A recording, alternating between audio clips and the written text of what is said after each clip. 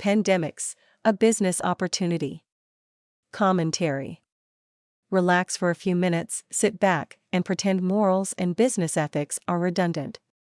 Then imagine an infallible, risk-free business scheme in which you get to create the market, decide the product, manage its regulation, then have the power to confine people to their homes or remove their income until they submit to buying it. And no one can sue you or take you to court if it all goes wrong.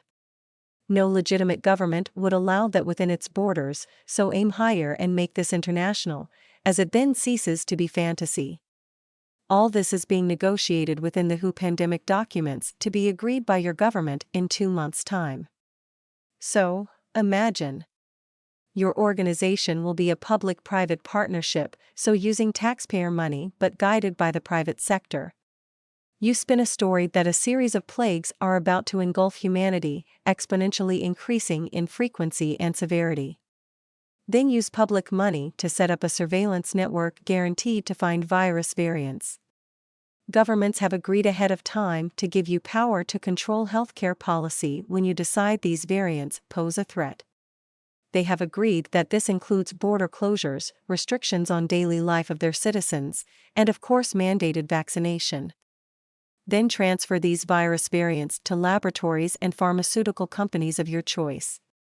The pharmaceutical companies are ready, they have been receiving free billions from taxpayers annually under the same scheme, to keep their production lines ready to profit from the market you are about to create. Your pharma investor sponsors also sponsor disease modelers willing to produce the most fantastic death figures to shore up public compliance. They do this. You then use your powers to impose these lockdowns and insist that a 100-day vaccine must be rushed out to save hapless humanity and allow a return to an interpandemic period. Once your chosen companies rush out the vaccine, you get to control the regulatory bit, bypassing pesky safety trials and those interminable ethics reviews. All the while, you can note any dissenting opinions that may reduce your market size. Your governmental partners having already agreed to deal with them. Once you have the profit flowing, you get to decide when the profiteering can stop. All the while, you have ensured freedom from liability for your pharma partners and your own regulatory process. You, of course, have no liability either, you are above any national jurisdiction. You don't even have to pay tax to anyone. Dream on. You only get to do this if you are in the WHO or the International Pandemic Set, and member states pass the proposed amendments to the International Health Regulations and the new Pandemic Agreement at the World Health Assembly this May. For this is exactly what they are proposing. It amounts to perhaps the most infallible wealth concentration scheme in history. The general model proved itself during COVID-19, orchestrating the largest wealth transfer on a global scale, from poor to rich, the world has seen. Rather than fiddling around with sanitation, nutrition, and the endemic infections that kill people, international public health is now concentrated on hypothetical but far more profitable stuff like Disease X, amply guided by the corporatists it will benefit.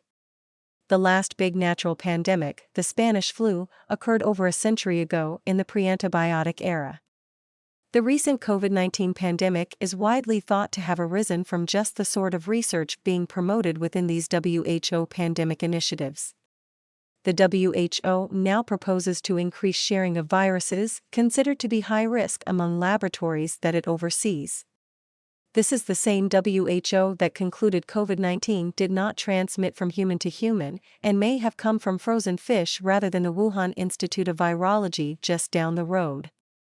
It suggested this after sending its team, including a senior scientist involved in funding coronavirus researchers at that same institute, to investigate the problem. Since then, whilst insisting that misinformation kills, WHO has been systematically misinforming the public and their governments regarding the future risk from natural outbreaks. What is the WHO? The WHO is an organization that receives roughly a quarter of its funding from the pharmaceutical industry and major pharmaceutical investors. These same sponsors have profited greatly from the COVID-19 response and are strongly aligned with the WHO's current pandemic preparation and response proposals. The largest country-based funders are the USA and Germany, also heavily invested in pharma. German public money backed BioNTech, the developer of the Pfizer mRNA COVID vaccine. Most of the WHO's funding is specified, meaning that it does what the funder specifies. The WHO has now become a tool of vested interests for much of its work. Approximately 75% of its total funding works this way. This is a completely different type of organization than the WHO of 75 years ago. When originally set up, its budget was based on core funding from countries, and the WHO decided its priorities based on disease burden and country requests. The WHO does not come under any national legal jurisdiction. Senior WHO staff have diplomatic immunity. The organization is highly hierarchical, with a military-like structure that tightly controls outputs and messaging. Staff have tax-free salaries and benefits such as an education allowance until their children are adults, health insurance, living allowances, and they travel business class on longer trips. After retiring on a generous pension scheme, former staff commonly supplement this through consultancies arranged by their friends still within the organization. Its largest office is in Geneva, Switzerland, one of the most expensive cities on Earth. How will the new outbreak business be developed? The proposed legally binding pandemic agreement and IHR amendments are designed to work together. Having two parallel documents has allowed the WHO Director General to repeatedly claim that the pandemic agreement does not hand any power to the WHO, and anyone who says so is a liar and conspiracy theorist. A group of former country leaders and public health people debased themselves recently by publishing a letter saying the same. The clauses that they say don't exist in the pandemic agreement do exist, of course, in the proposed IHR amendments. The pandemic agreement says the two documents are compatible. If you think this is all fanciful and such powers would only be used in dire circumstances, recall that the WHO Director General declared mpox a public health emergency of international concern. This was declared after just 5 deaths, with transmission essentially restricted to a small demographic, against the advice of his own advisory committee. Remember also that COVID-19 was rarely fatal beyond the elderly and very sick, and the CDC showed the COVID vaccines were less effective than natural immunity. This did not stop the WHO running the COVAX campaign to vaccinate 75% of Africans in the knowledge that 50% of this population was under 20 years of age, less than 1% over 75 years, and the vast majority had immunity to COVID-19. The vaccines were also aimed against variants that were already rare or extinct. The vaccines that the WHO will mandate are planned to include mRNA vaccines produced within 100 days by CEPI. mRNA vaccines are modified genetic material in a lipid envelope. Biodistribution studies from Pfizer/BioNTech indicate that they are expected to concentrate in the ovaries, adrenal glands, liver, and spleen as well as the injection site, and are also distributed throughout the body including the nervous system. After entering cells, these cells produce the foreign protein coded by the mRNA, which is then expressed on the surface of the cell and circulates within the body. The body then mounts an immune to this protein, killing the cells that express it and causing local inflammation, also creating a low-level inflammatory response. This is how mRNA vaccines work.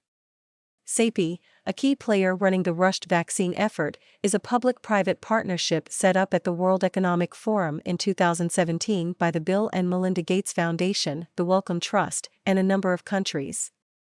CEPI was specifically set up to make vaccines and similar products for pandemics at a time when the world had gone 100 years without one, the last major pandemic having been the pre-antibiotic-era Spanish flu. Why it can work. Money, in large amounts, is really good for helping people to understand that wrong might be better than right. It also helps those who don't care at all about right or truth to rise to the top despite their obvious unfitness. It allows the media to survive if they please these sponsors, and it can help country delegates to find more important priorities than the good of their own people. During COVID-19, the industry pushing the new WHO initiatives made an unprecedented amount of money, so the pandemic agenda has lots of momentum. Thousands of well-paid staff are already becoming dependent on this scheme within the WHO, other public-private partnerships, and the research and humanitarian industries. They have mortgages, healthcare costs, education, and travel benefits to maintain. This is largely why, despite being able to work out that this massive resource diversion will increase poverty, reduce life expectancy, and abrogate public health ethics, they find themselves able to support it. For most of the rest of humanity, those not heavily invested in pharma or software and those concerned about human rights, the future does not look so rosy. We are supposed to provide the money that ends up in the hands of the people running it all. That is how profiteering works. So we will have to put things right, because they obviously won't. Now that it is all written out for us in the WHO documents and we are aware of the money transfers of the past few years, we no longer have any excuse to ignore it. Notes. Read the amendments to the IHR here. An annotated summary can be found here. Read the pandemic agreement here. From the Brownstone Institute.